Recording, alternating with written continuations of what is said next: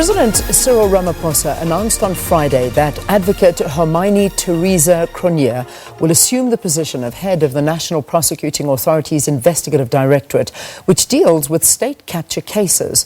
Cronje is not new to the NPA, having spent 12 years working in the Asset Forfeiture Unit. Her appointment follows last month's popular development in which the head of the NPA, Shamila Batohi, moved Advocate Willie Hofmeyr back to the Asset Forfeiture Unit 3 years after he was removed from the unit. Joining us now to discuss this further via Skype, we've got the Executive Director of Accountability Now, Advocate Paul Hoffman. Advocate, great to have you. Thanks so much for being with us. Thanks for the opportunity, Leanne. It's wonderful to be here, wet and wonderfully wild Cape Town.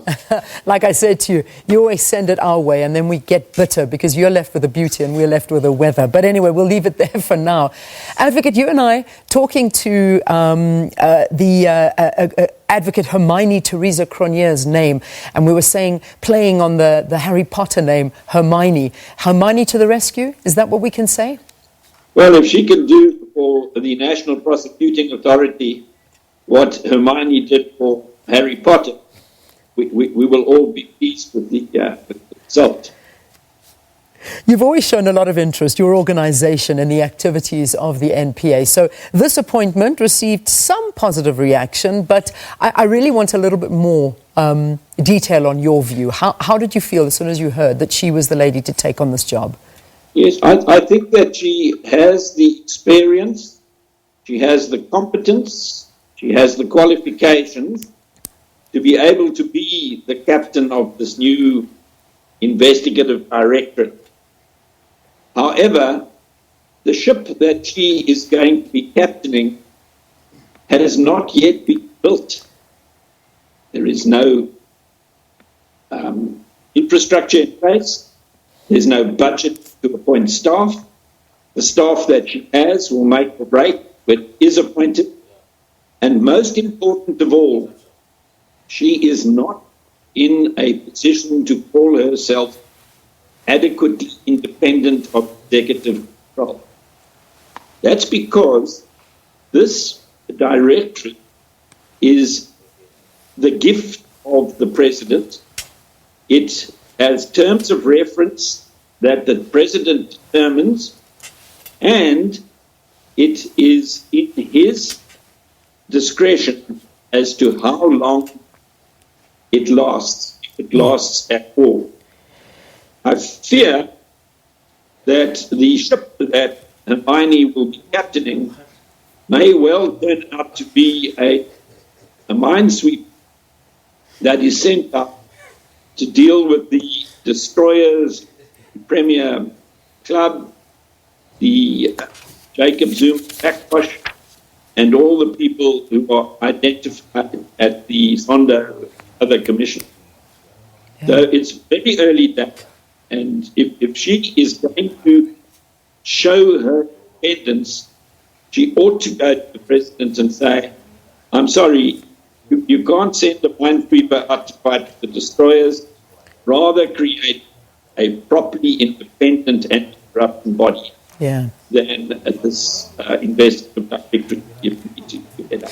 And that is a concern because, I mean, as it is, the NPA has been one of those organisations that we've looked at and almost to a certain extent given up on. However, with Shamila Batohi coming in, I think a lot of South Africans are feeling a little bit more optimistic about it. But when you talk to what you're saying, these reservations that you have, that there is no independence, it's still open to political interference, the president is the executive of it. I mean, this really is a bit of a worry. Does it mean that given the state capture has become far too intricate and it appears as if the web is likely to implicate a lot of politicians, and we do know that, as well as high-ranking government officials and some people implicated within the governing party.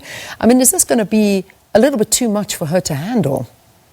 Well, I don't think it's not a question of her personal capacity. It's a question of the structure into which she is placed.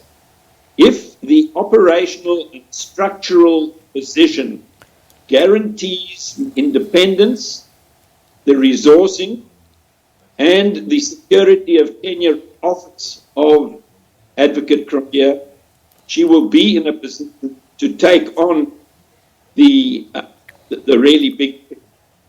She left the NPA at the time of the appointment of the anti-corruption task team. I suspect, there's nobody will ever tell you this, because she could see that it was captured and that it wasn't going to do anything. And she was correct to do so, because between 2012, when she left the NPA, and today, not a single big fish corrupt person has ever been convicted as a of an investigation done by the anti-corruption task team, or even by the whole, for that matter. Yeah. So, while it's a good thing that Willie Hofmeyr is now back and that she has returned to the NPA, dealing within the NPA is going to take years.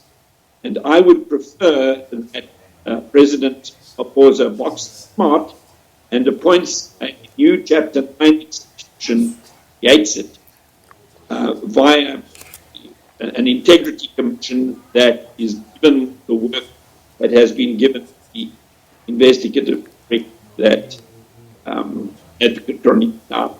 Yeah, yeah. You've said this before, and I think that's that's something that could assist if we had to bring about another Section 9 institution, similar to that of the Chapter 9. Chapter 9. I beg your pardon. Similar to the Public Protector and the Auditor General, that basically is dedicated to fighting and combating organised crime and corruption. I mean, is this even being considered? Do you think? Yes, I'm very pleased to say that in March, at question time in Parliament, the President was asked about establishing an integrity commission, and he said that's a refreshing idea, and that he would mull over.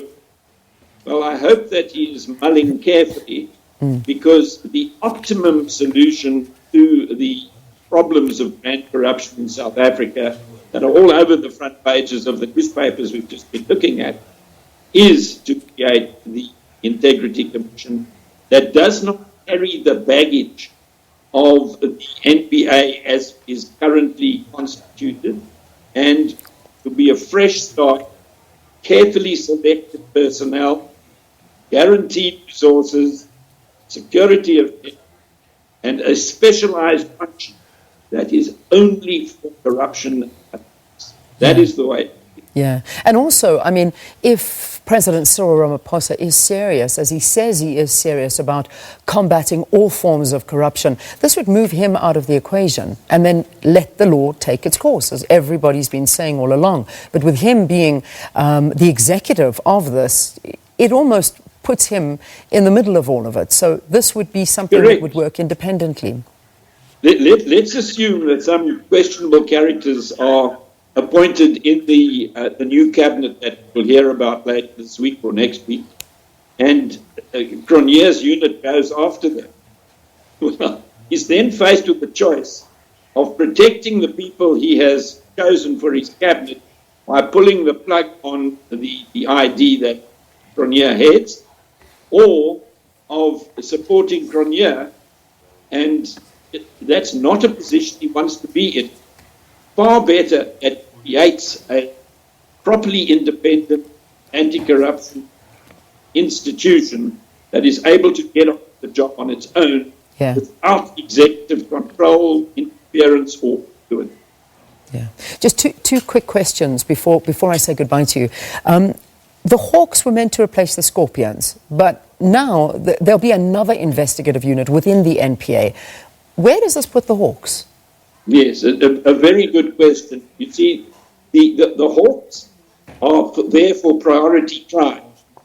And priority crime at the moment includes grand corruption. But with the creation of this investigative directorate, I imagine that the Hawks will be relieved of corruption and corruption work.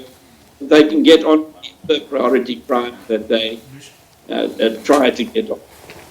Generally, the attitude in the Ramaphosa administration is that the Hawks are a lot for and that nothing is going to come of them. They're not regarded as proper solution.